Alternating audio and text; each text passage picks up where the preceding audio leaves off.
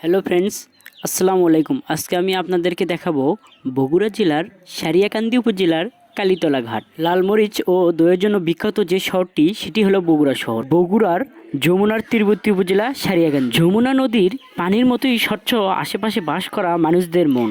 যমুনার পার ঘেঁষে ছোট একটি উপজেলা সারিয়াকান্দি। ছোট ছোট চর ও মরিচের আবাস সমৃদ্ধ করেছে উপজেলাটিতে। আমি ধীরে ধীরে কালীতলা ঘাটের দিকে অগ্রসর হচ্ছি।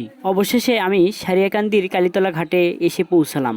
এখন আমি আপনাদেরকে দেখাবো পাখির চোখে কেমন লাগে সারিয়াকান্দি উপজেলার এই কালীতলা ঘাটটি। বাংলাদেশ জাতীয় তথ্য বাতায়ন থেকে জানা যায় 2000 সালে বিশ্বব্যাংকের অর্থায়নে সারিয়াকান্দির এই কালীতলা, দিগলকান্দি প্রেম যমুনার ঘাট ও দেবডাঙ্গায় পানি উন্নয়ন বোর্ড 570 কোটি টাকা ব্যয়ে যমুনা নদীর ডানটির রক্ষার্থে গ্রোয়েন বাঁধ নির্মাণ করেন। আপনারা অলরেডি হয়তো দেখতেই পারছেন পাখির চোখে সারিয়াকান্দির কালীতলা ঘাটটি কত সুন্দর লাগে দেখতে।